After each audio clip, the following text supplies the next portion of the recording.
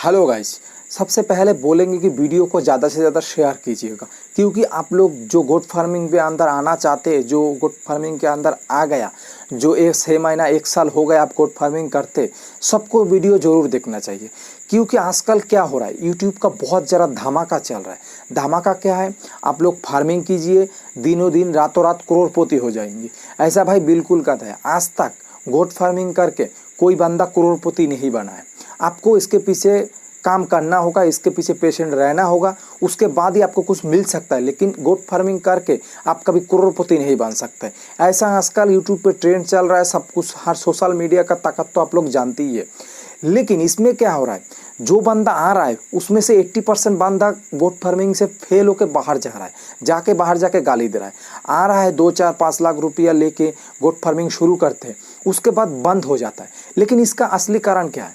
देखिए, सबसे पहला कारण जो आता है, जो हम लोग तो वीडियो जैसे यूट्यूब पे देखते हैं, उसमें क्या दिखाया जाता है कि हम किसी का नाम भी नहीं लेंगे, किसी का ये भी नहीं लेंगे। भाई ये मेरा व्यक्तिगत जो मतलब पर्सनल जो एक्सपीरियंस है वो आप लोगों के साथ शेयर करता हूँ।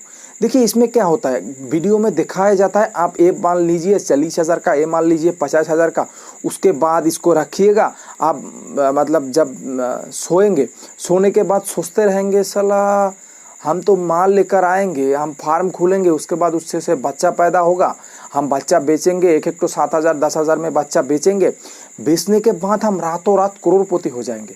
भाई ऐसा आप सोचते हैं ना, तो आप दुनिया का सबसे बड़ा चूतिया है। चूतिया समझते हैं? चूतिया, दुनिया का सबसे बड़ा चूतिया है आप। क्योंकि आप इसके अंदर आइएगा, जो इसके अंदर आ गया वो समझता है जो इसके अंदर क्या होता है। भाई देखिए, गोट फार्मिंग सक्सेस 100% है और फेलियर भी 100% है। लेकिन आपको मार्केट के हिसाब से चलना होगा। मार्केट का आपका आसपास क्या चल रहा है, सबसे पहले आपको जानना है कि हम तो फार्म करेंगे लेकिन माल बेचेंगे कहाँ। बेचने का तरीका आपके पास होना चाहिए। आप लोग अगर सोशल मीडिया का इस्तेमाल करते हैं तो बहुत बढ़िया, लेकिन लोगों को फ्रॉड नहीं करना है भाई, तो आप लोग सक्सेस की एक तरफ आगे बढ़ सकते हैं। क्योंकि मैंने बहुत सारा वीडियो में बता चुका हूँ भाई, ये बात रोज़ रोज़ बताने का मतलब ठीक नहीं समझता हूँ मैं।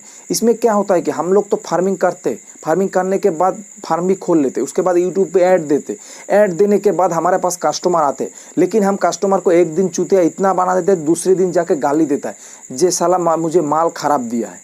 तो दूसरा बंदा नहीं आता है, तो फार्मिंग आपका जो नेक्स्ट जनरेशन का जो सेल आएगा, नेक्स्ट ईयर का जो सेल आएगा, जब आपका फार्म से बच्चा निकलेगा, तब इसके आपको कस्टमर नहीं मिलने वाला है। तो आप माल लेकर, भाई ऐसा यूट्यूब देखा है भाई, एक मेरा पर्सनल एक्सपीरियंस बता रहा हूँ भाई। हमारे पास से माल लेकर गया 7,000 रुपया का, मतलब एक पीस लेकर गया 7,000 रुपया का। जब उसको मैंने यूट्यूब पे ऐड देखा, मेरा माल लेकर गया, गिन जाने के बाद वो यूट्यूब पे ऐड दिया है, कोई चैनल के ऊपर यूट्यूब पे ऐड दिया है, वो बोल रहा है उनको कि साला मैंने माल लेकर आया 40,000 का, ये हम बेचेंगे 50,000 में। भाई बकरी का वजन था लगभग 20-22 किलो था, देखने में खूबसूरती था, लेकिन हमने ऐसे ही सेल कर दिया था क्योंकि मेरा कुछ प्रॉब्लम चल रहा था, उसके अंदर सेल कर दिया मैंने। 7,000 में सेल किया। वो बोल रहा है भाई मैंने माल लेकर आया 40,000 का, हम बिकने वाले हैं 50,000 वाले का। भाई ऐसा नहीं है भाई वो 7,000 लेकर गए वो लाभ नहीं करेंगे। भाई हाँ, लाभ करना चाहिए भाई, जितना हद तक करना चाहिए। इसीलिए इतना बोले, हम लोगों को इतना झूठ क्यों बोलते हैं भाई, इतना चूतिया मत बनेगा तो आप फार्मिंग के अंदर टिक पाइएगा। देखिए, आप लोग अगर बाहर का ब्रीड के हिसाब से फार्म करने आएंगे तो आप 100% लॉस में जाएंगे।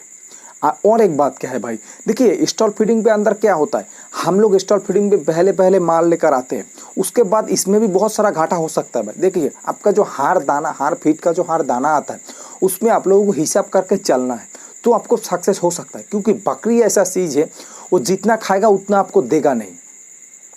हाँ देगा, आप अगर बाहर चराइएगा, बाहर चराने के लिए कोई पैसा भी नहीं लगता है, कुछ नहीं लगता है, तो आप स्टॉल फीडिंग पे अंदर जितना तक बकरी को खिलाएंगे उतना आपको एक एक दाना का हिसाब रखना होगा, एक एक दाना का हिसाब से आपको खिलाना होगा। देखिए, आप अगर खस्सी पालते हैं, खस्सी पालने के लिए आप अगर उसका पर डे वेट गेन हो रहा है 200 ग्राम, ठीक है, आप समझिए मेरा बात को, पार्टी वजन वेट गेन हो रहा है 200 ग्राम की 250 ग्राम, हम समझिए 100 ग्राम 150 200 ग्राम वेट गेन हो रहा है, लेकिन आपको 100 ग्राम का माल का दाम है 80 रुपया।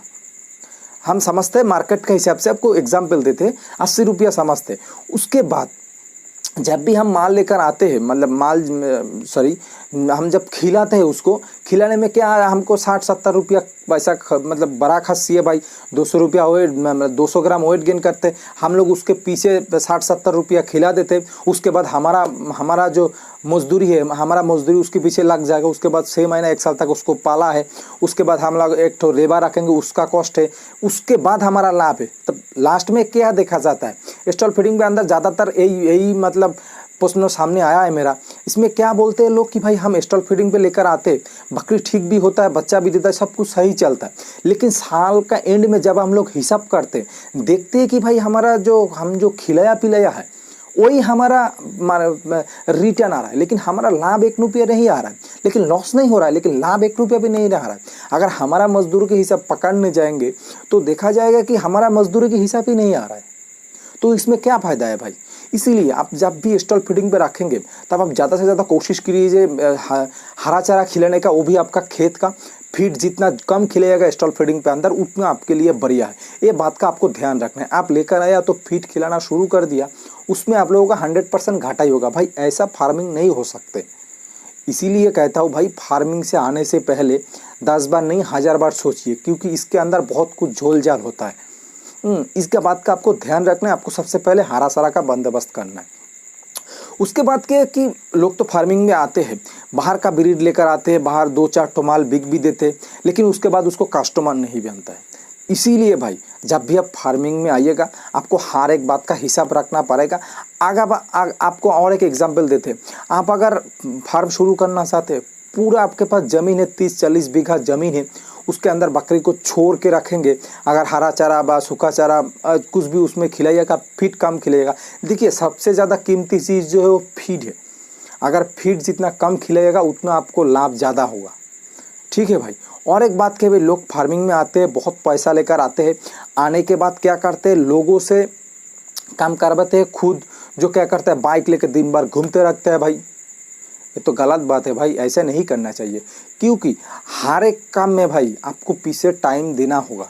मेहनत के बिना ज़िंदगी में झाड़ भी नहीं मिलता है, इसीलिए आपको मेहनत करना होगा। इसके पीछे आप रातों रात करोड़पति नहीं बन सकते। आप अगर यूट्यूब पे वीडियो देखते जे फार्मिंग करके लाखपति बन गए, हाँ लाखपति आप बन सकते हैं, 100% गारंटी है भाई। लाखपति हम 200% आप बन सकते, लेकिन करोड़पति नहीं बन सकते कभी भी, क्योंकि आप जब तक करोड़पति तक जाएंगे तब तक आप गुजर चुके होंगे। ये बात सही है भाई, ये बात बहुत सारा एक्सपीरियंस किया हुआ है। अगर है करोड़पति आप बन सकते।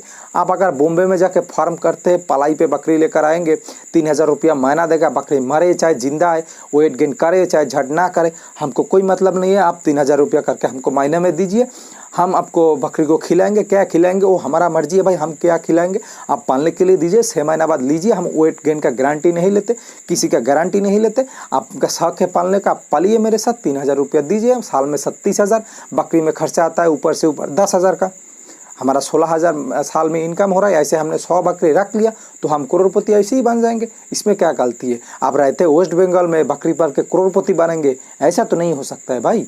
इसीलिए संभल के आइएगा। इस लाइन के अंदर बहुत सारा झोल झाल है, बहुत सारा पैसा भी है, बहुत सारा फ्रॉड भी है। आशा करता हूँ मैं जो आपको बोलने की कोशिश कर रहा हूँ आप लोग सब कुछ समझ चुके होंगे।